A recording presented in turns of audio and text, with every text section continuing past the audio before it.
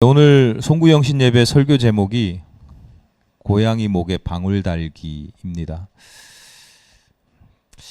제가 자꾸 변해가는 것 같아요. 고양이 목에 방울 달기라고 하는로 알려진 우화를 아마 모르시는 분은 없으실 겁니다. 다 잘 아시겠죠. 고양이 때문에 너무 괴로워하는 쥐들이 모여서 어느 날 대책 회의를 하죠. 어떻게 하면 고양이의 고양이의 괴롭힘으로부터 벗어날 수 있을까? 아무리 궁리를 해도 답이 없는데 한 젊은 쥐가 고양이 목에 방울을 달자고 제안을 합니다. 그래. 고양이 목에 방울을 달면 고양이가 저 멀리서 움직여도 소리가 날 터이고 그러면 미리 도망갈 수 있으니까 그거 참 좋은 의견이다. 박수를 치고 다 좋다 좋다 그러고 있는데 늙은 쥐가 이야기를 하죠. 뭐라고 그래요? 누가 고양이 목에 방울을 달지? 이렇게 묻습니다. 환호하던 쥐들이 모두 꼬리를 내리게 되었다. 설교 준비를 하면서 제가 아주 이렇게 강박인데 못된 버릇인데 설교 준비를 하면 그냥 이렇게 얘기를 하면 되는데 이 우화의 출처가 어딜까? 정확한 출처가 어딜까를 또 막 뒤져봤는데요. 동양에도 서양에도 몇몇 인쇄본이 있긴 한데 정확한 출처는 알 수가 없고요. 우리가 흔히 알고 있는 고대 이집트 그리스의 이솝 우화도 아닌 것 같아요. 출처가 그렇지 않은 것 같습니다. 이렇게 출처가 명확하지 않은 경우는 대부분 어떤 경우냐면 민간에서 이미 많이 떠돌아다니는 이야기가 나중에 수집되는 경우가 굉장히 많아요. 그러니까 뒤집어 보면 이 이야기를 모르는 사람이 없는 옛날이나 지금이나 다 모르는 사람들이 없는 다 아는 이야기입니다. 누구나 다 아는 그래서 옛날이나 흔히 하는 말로 동서고금을 막론하고 이렇게 유명한 이야기들은 또 특징이 있어요. 첫째는 이야기가 재미있다는 것이고 또 한 가지 특징은 뭐냐면 그 주제가 굉장히 보편적이라는 거예요. 특별한 경우가 아니라 흔하게 우리가 경험하는 일들, 일상에서 매우 흔하게 경험하는 일들이기 때문에 맞아, 그건 고양이 목에 방울 달기야 라는 식으로 그 이야기를 들었을 때 맞아, 그렇지, 이건 고양이 목에 방울 달기야 이렇게 기억도 되고 각인이 되고 그게 통용이 되는 그런 이야기입니다. 저도 비슷한 경우를 종종 겪는데요. 아까 쥐들이 회의를 했다고 하잖아요. 회의를 하다 보면 난감하거나 기운이 빠지게 되는 경우들이 있어요. 회의를 하다 보면. 대표적인 경우가 크게 두 가지인데요. 하나는 끊임없이 문제 제기를 하는 경우예요. 그러니까 이건 이런 문제가 있습니다. 저건 저런 문제가 있습니다. 그래서 묻지요. 그러면 어떻게 하기를 원하느냐? 우리가 그러면 이런 문제가 있으니까 어떻게 해야 되느냐? 물으면 답이 없어요. 이제 문제를 잘 제기한다고 하는 것, 이런 문제가 있습니다. 문제를 잘 제기한다고 하는 것은 그만큼 문제점이 잘 보인다는 거거든요. 그래서 보통 사람들은 저걸 문제로 인식하지 못하는데 어떤 사람들은 그걸 문제로 인식을 해요. 그래서 문제를 잘 제기하는 거 그게 나쁘지 않아요. 보통 사람들이 그냥 넘어갈 수 있는 거 이런 문제가 있는데 그거 놓치면 안 됩니다라고 제기하는 건 나쁘지 않은데 그래서 그러면 이렇게 하자라고 이야기를 해요. 대답을 그럼 이렇게 풀어내보자라고 이야기를 하면 그 문제 제기하는 사람은요. 그 좋습니다라고 대답하지 않습니다. 어떻게 대답하냐면 그건 또 저런 문제가 있습니다. 이렇게 돼요. 제가 옛날에 많이 그랬어요. 제 이야기예요. 제 이야기. 문제가 잘 보이는 사람. 제가 오죽하면 농담 삼아서 저는 옥에 티가 보이는 은사를 가지고 있습니다. 옥을 봐야 되는데 옥보다는 자꾸 티를 보면 마음이 불편하고 그 티를 어떻게 하면 제거해야 될까 뭐 이런 생각을 하는 사람들. 문제를 자꾸 보면서 확인하고 점검하고 그 최선의 방법을 찾아야 되지만 계속 문제만 제기를 하고 그래서 답이 없다라고 이야기하는 건 회의하지 말자는 얘기랑 똑같은 거거든요. 그러니까 회의할 때 자꾸 문제만 제기하시면 안 돼요. 회의하지 말자 이런 거니까 적당히 문제도 제기하고 그 문제에 대해서 적당히 답을 찾아가려고 하는 노력이 있어야 되죠. 회의할 때 두 번째 난감한 경우, 해답을 너무 쉽게 제시하는 경우, 해답을 너무 쉽게 찾아냅니다. 앞서 말씀드린 젊은 쥐와 같은 경우입니다. 고양이 때문에 괴로워? 고양이 목에 방울을 달면 되지. 맞아요, 틀려요? 맞는 말이잖아요. 방울을 달면 고양이가 움직일 때마다 소리가 날 것이고 그러면 미리 피할 수 있으니까 논리적으로 이게 맞는 말이에요. 그래서 다른 쥐가 묻잖아요. 늙은 쥐가 묻잖아요. 그래? 그러면 그 일은 누가 할 건데? 일반 회의에서도 비슷해요. 이렇게 합시다. 그래요? 그럼 그거 누가 하지요? 선생님이 하실까요? 대답을 못 해요. 해답은 제시했는데 해답을 제시한 사람조차도 저는 못 합니다. 그럼 어떻게 할까요? 그 잘하는 후배들이 있을 거예요. 그 잘하는 아랫사람이 있을 거예요. 시킵시다. 뭐 이래요. 어떤 일에 대한 해답을 제시를 해. 이건 이렇게 하는 게 좋겠습니다. 예산은 어떻게 할 건데요? 예산 확보는 어떻게 할까요? 대답 못 해요. 이렇게 합시다라고 한 사람도 저는 돈을 못 냅니다. 그럼 그 돈은 어떻게 하죠? 큰 교회에 부탁을 해보죠. 어느 목사님께, 선배 목사님께 요청을 해보지요. 뭐 이래. 다른 성도님들 헌금 많이 드리게 드리게 하십시다. 뭐 이런 식이에요. 가만히 보면 제가 목사니까 주로 만나는 사람, 회의하는 사람들이 교인, 목사 뭐 이런 사람들이잖아요. 이분들이 믿음이 좋아요. 그래서 무슨 해답을 찾을 때 명제, 이렇게 해야 된다, 이렇게 하면 된다라고 하는 명제식의 당위라고 하죠. 이렇게 해야 해라고 하는 당위와 명제식의 해답을 많이 제시를 해요. 실무진들은 답답하죠. 성도님들의 특징, 목사님들의 특징인데 믿음이 좋다고 신앙으로 여기고 이거 하면 된다는 식으로 하면 실무진들은 정말 깝깝해지는 거예요. 성과를 내는 사람들, 평소에 성과를 내는 사람들, 그래서 결국 성공하는 사람들의 특징들이 여러 가지가 있는데 그 중에 한 가지는 뭐냐면 구체적인 방법을 모색할 줄 안다라고 하는 거예요. 어떤 것이 답인 줄 알아요. 그런데 거기서 그치는 것이 아니라 그 답을 풀어내는 구체적인 방법에 대한 고민과 성찰이 있어야 된다. 구체적으로 그렇게 노력을 구체적으로 한다는 거예요. 돌아보면 제가 이런 사실을 이미 초등학교 때 배웠어요. 초등학교 때 방학이 되면 이제 방학 되잖아요. 방학 되면 5학년 때인가 6학년 때인가 였던 것 같아요. 선생님이 우리 방학하면 가장 먼저 하는 일이 뭐예요? 시간표 짜는 거잖아요. 어떻게 그랬는지 동그랗게 시계 이렇게 그려가지고 뭐 12시에 뭐 이렇게 해가지고 시간표대로 살아보신 적 있으세요? 선생님이 신신당부하는 거. 어느 날 초등학교 저학년 때는 안 그랬는데 5학년 때인가 6학년 때인가 선생님이 신신당부를 하는 거예요. 절대로 너가 하고 싶은 대로 짜면 안 된다. 너가 바라는 대로 짜면 안 된다. 네가 할 수 있는 만큼 이렇게 짜야 된다. 근데 보통 아이들은 내가 하고 싶은 거 거기다 다 때려 넣거든요. 그러니까 의지가 있는 아이들도 하루 이틀은 어떻게 해? 하루 이틀은 어떻게 하는데 3일쯤 되면 안 돼요. 안 돼. 다시 시작도 못할 정도로 무리하게 시간표를 짜죠. 중학교 2학년쯤 됐을 때 선생님께도 배웠어요. 선생님은 어떻게 가르치셨냐면 너희들이 집에 가서 공부를 할 때, 방과 후에 공부를 할 때 당신이 이제 아이들을 가르쳐 보니까 말도 안 되게 공부를 하는 거예요. 그러니까 선생님이 어떻게 가르치셨냐면 공부를 해야 될 양과 시간을 같이 정해야 된다.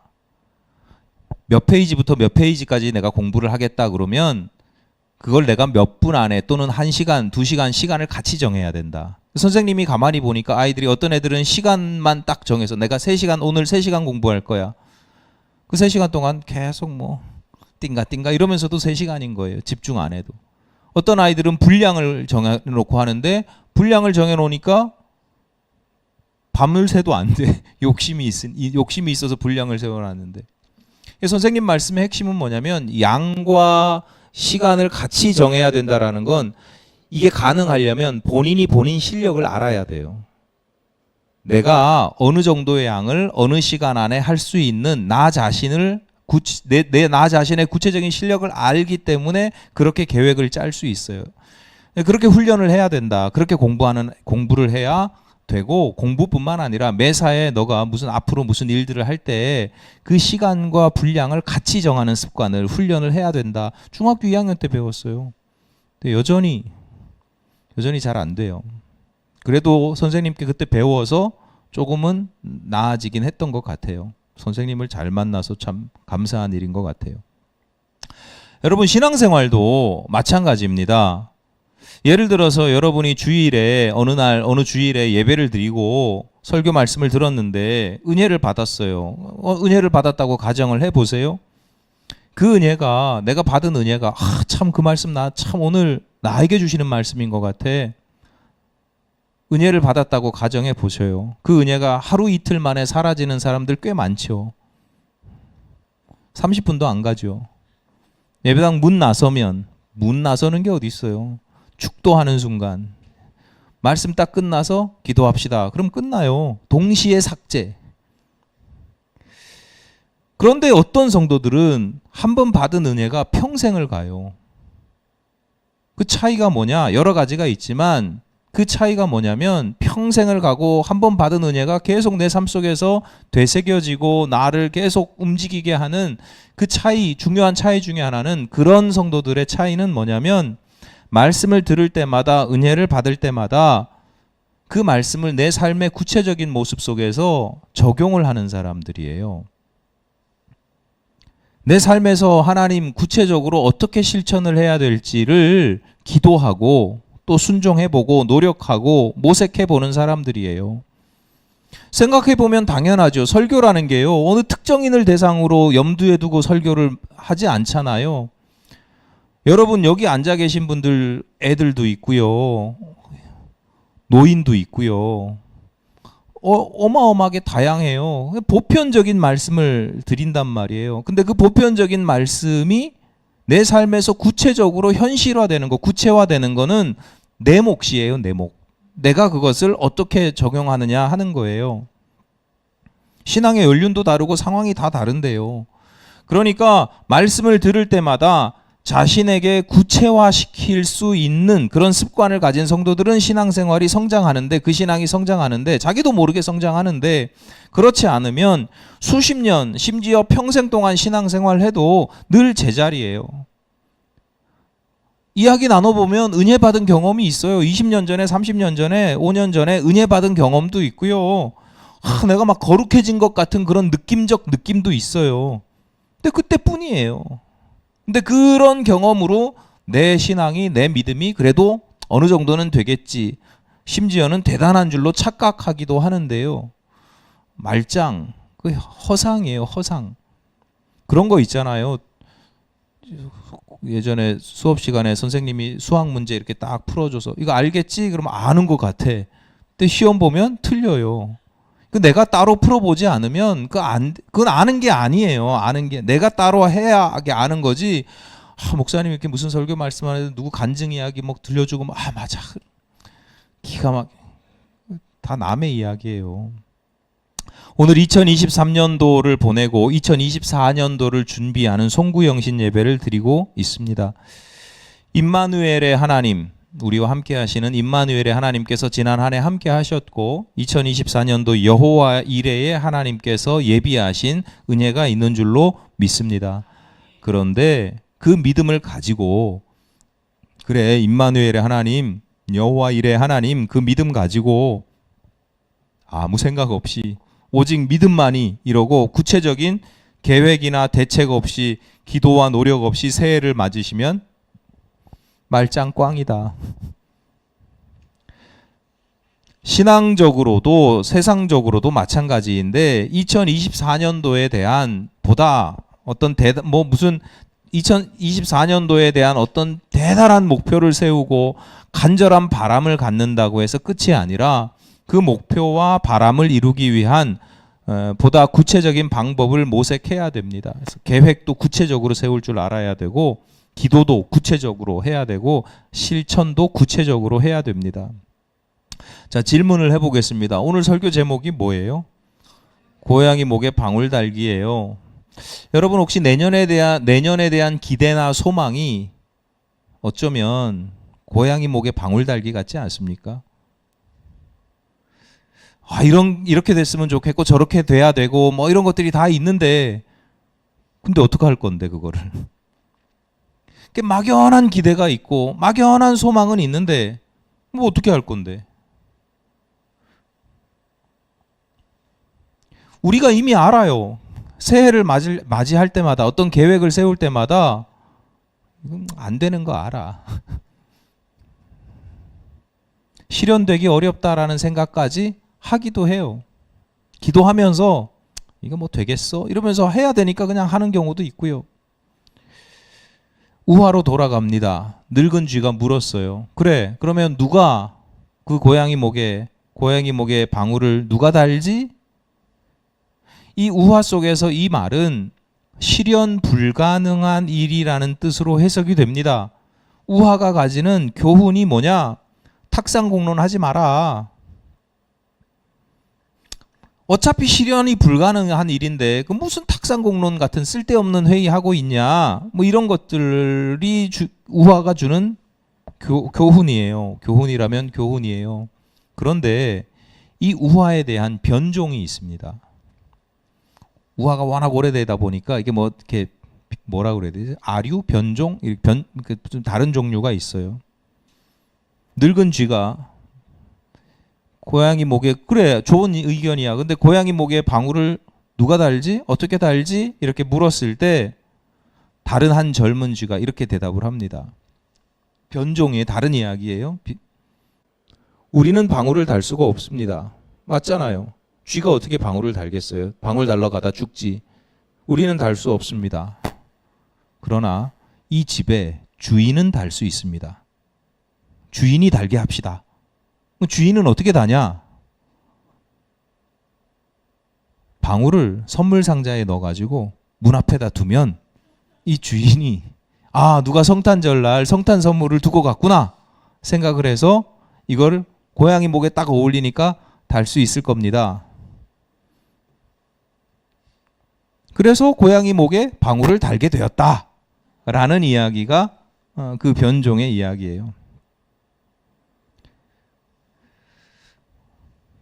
주인이 달게 합시다 라고 대답을 했던 그 젊은 쥐에게는 그 늙은 쥐의 질문, 누가 고양이 목에 방울을 달지? 라고 하는 말이 불가능하다거나 탁상공론하지 말아라 라고 하는 주장으로 들리는 게 아니라 그래 그럼 누가 달지? 라고 하는 구체적인 질문, 화두로 던져지는 거예요.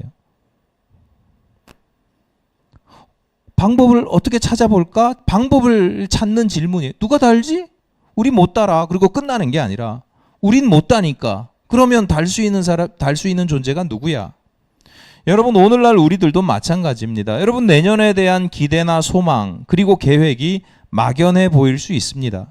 그런데 보다 구체적으로 고민하고 성찰하고 기도하면 방법이 보입니다. 길이 열립니다. 그리할 때 여호와 이레 예비하신 하나님의 놀라운 은혜와 축복을 만날 수 있게 되는 것입니다. 오늘 성경 본문은 주일 오전에 읽었던 우리가 말씀을 나누었던 그 본문과 동일합니다. 마지막 때를 인식하고 이 마지막 때를 그 다음을 준비할 수 있어야 된다. 그래서 어떻게 준비를 해야 되는가? 베드로가 몇 가지를 권면합니다. 먼저 본문 7절 후반부, 그러므로 너희는 정신을 차리고 근신하여 기도하라 라고 말씀합니다. 기도해야 된다는 거예요. 8절입니다. 무엇보다도 뜨겁게 사랑할지니 사랑은 허다한 죄를 덮느니라. 기도하고 두 번째는 사랑하고, 기도하고 사랑하고. 9절, 서로 대접하기를 원망 없이 하고, 서로 대접 잘 해라. 성도들이 서로 잘 대접해라. 10절입니다. 각각 은사를 받은 대로 하나님의 여러 가지 은혜를 맡은 선한 청지기 같이 서로 봉사하라. 서로 서브해줘라, 봉사해줘라, 지지해주고. 11절은 길어서 생략하겠습니다. 자, 7절부터 10절까지 기록된 네 가지 명령, 기도하고 사랑하고 대접하고 봉사하는 것, 내년에는 좀 더 적극적으로 실천해 보시기를 바랍니다. 그런데요, 베드로가 이 네 가지를 이야기하면서 이 네 가지의 명령들마다 조건이 붙습니다. 기도를 막 그냥 기도해, 열심히 해, 이게 아니고 기도를 하되 정신을 차리고 근신하여 기도하라 라고 이야기합니다. 기도에 대해서 많은 사람들이 착각하는 것, 심지어 성도들조차도 착각하는 게 있어요. 기도가 무슨 신비한 체험을 하는 도구나 또는 몰아지경에 빠지는 수단으로 여기는 거예요. 실제로 그런 체험을 하기도 하거든요. 기도를 깊이 하다 보면 세상과 나는 간 곳 없고 오직 나와 주님만 있어요. 그렇게 기도할 수 있고 그렇게 기도해도 되고 그렇게 기도해야 할 필요가 있어요. 하지만 그것이 곧 기도의 본질이나 목적은 아니에요. 세상과 나는 간 곳 없고 오직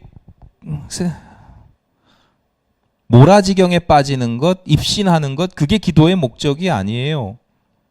기도의 목적은 현실 도피가 아니에요. 오히려 기도의 목적은 기도자로 하여금 정신을 차리고 근신하게 만듭니다. 왜냐하면 우리는 이미 정신을 잃고 있거든요. 세상의 수많은 오염된 가치관, 이런 세속적인 잘못된 그런 죄와 오염된 가치관 가운데 우리가 얼마나 정말 노출되어 있고 오염되어 있는지 몰라요. 그래서 우리의 영혼들이 때로는 주눅들어 있기도 하고요. 짓눌려 있기도, 죄와 욕망에 오염되어 있기도 하고요. 막 짓눌려 있기도 합니다. 그러니까 기도 잘하는 사람의 특징은요, 무슨 방언을 하거나 뭐 입신에 들어가거나 무슨 뭐 그냥 유창하게 기도를 잘하거나 이게 아니에요. 저 사람 기도 참 잘하는 사람이야. 기도를 잘하는 사람의 특징은 뭐냐? 정신이 빠릿빠릿해요. 속지 않아요. 기도를 하면 내가 기도를 하면, 기도를 깊이 하면 하나님이 정신 차리게 해준다니까요. 너 임마 정신 차려.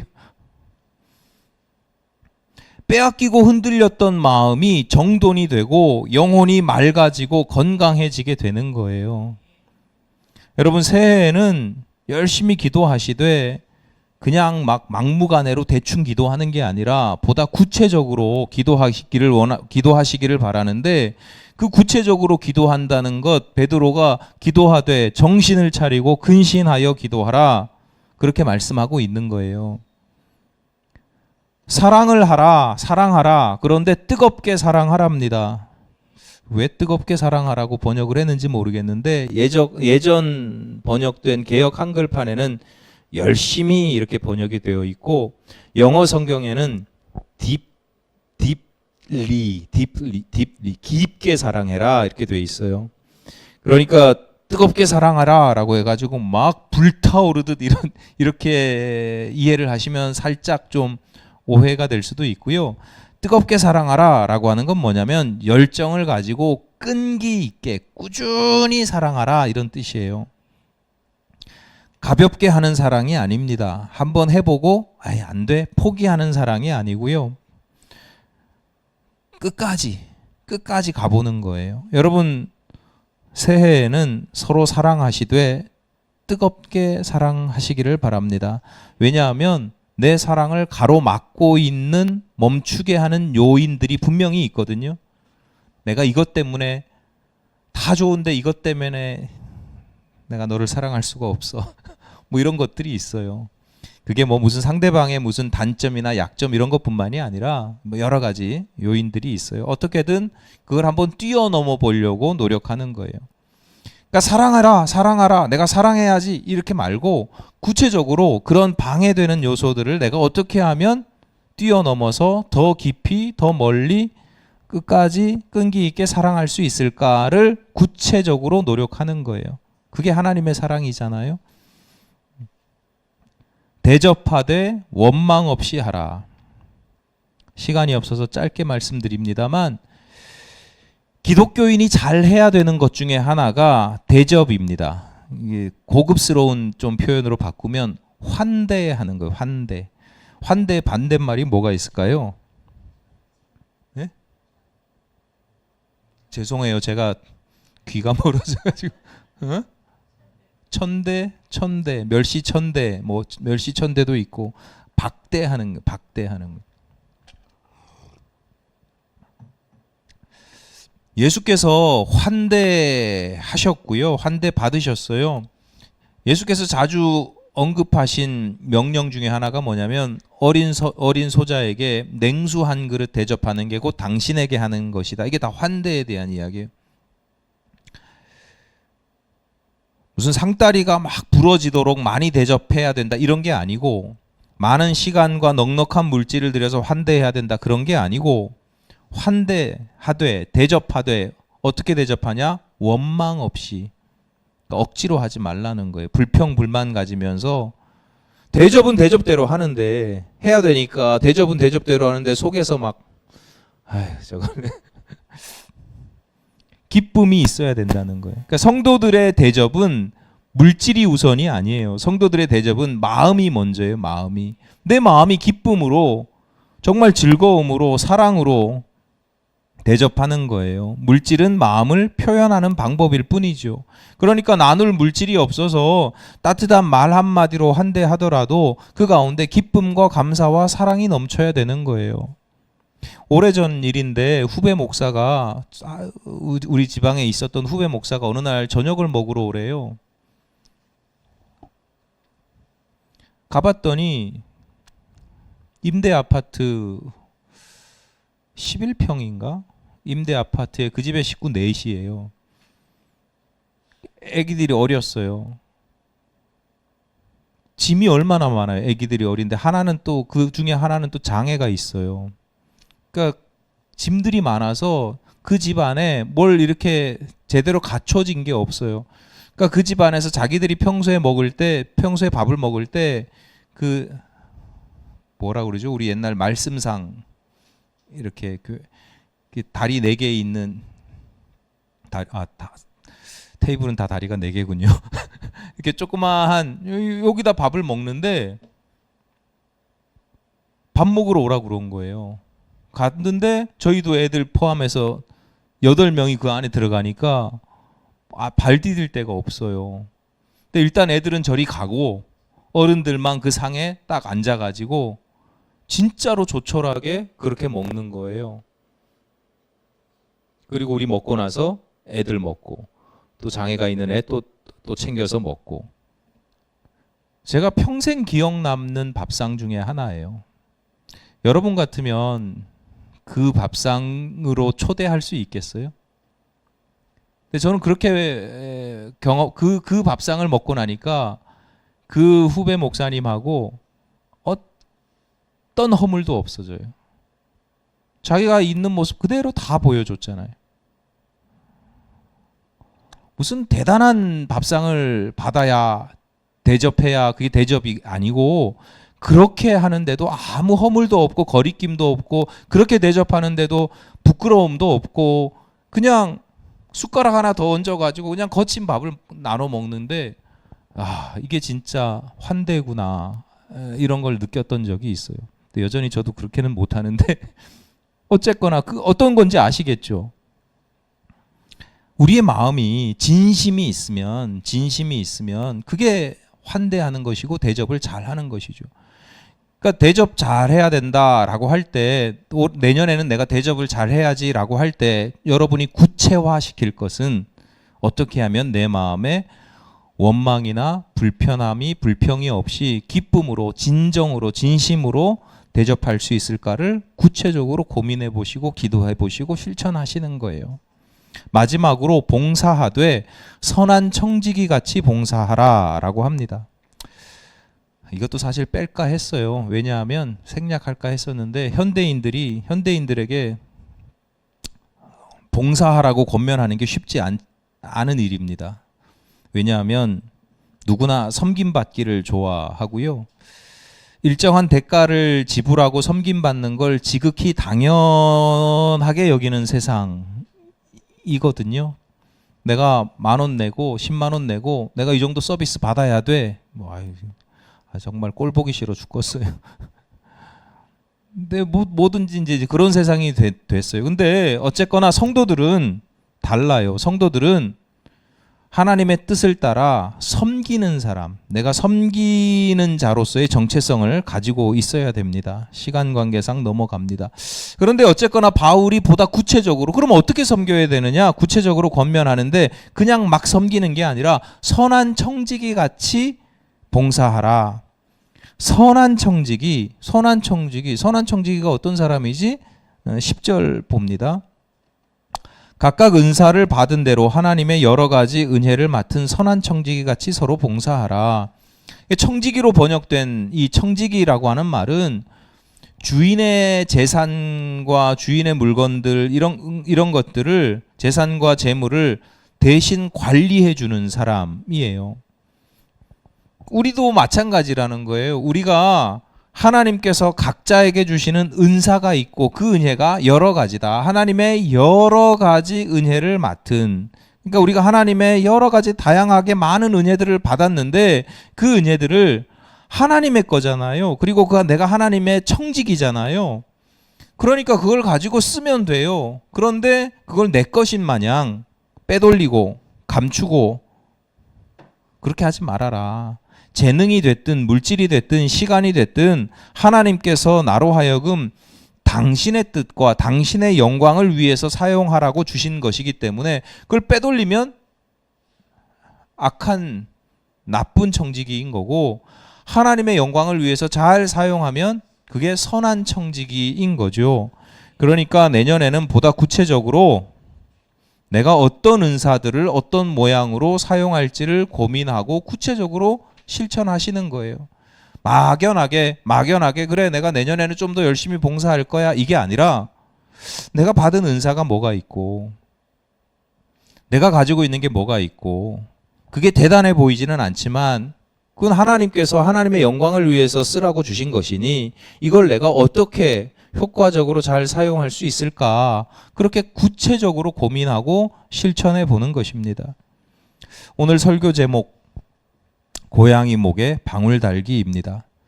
지금까지는 여러분 인생에서 고양이 목에 방울 달기 이 표현을 들으면 실현 불가능한 헛소리, 막연한 과제 이렇게 여겨졌다면 이제부터는 고양이 목에 방울 달기 어떻게 달 수 있을까? 한번 달아볼까? 방법을 찾아볼까? 이런 마음이 생기시기를 바랍니다. 내년에 대한 기대와 소망이 막연했다면 오늘 말씀을 따라 믿음으로 순종하셔서 내년에는 그 믿음, 그 기대와 소망이 여러분의 현실이 되시기를 바랍니다. 여러 가지가 있겠지만 오늘 주신 말씀을 따라서 근신하여 기도하고 뜨겁게 사랑하고 불평 없이 대접하며 선한 청지기 같이 봉사해 보십시오. 하나님께서 여러분을 거룩하게 변화시키실 것이며 여러분의 영혼에 평안을 더하실 것이며 여러분의 삶을 복되게 주장하시고 인도하실 것입니다.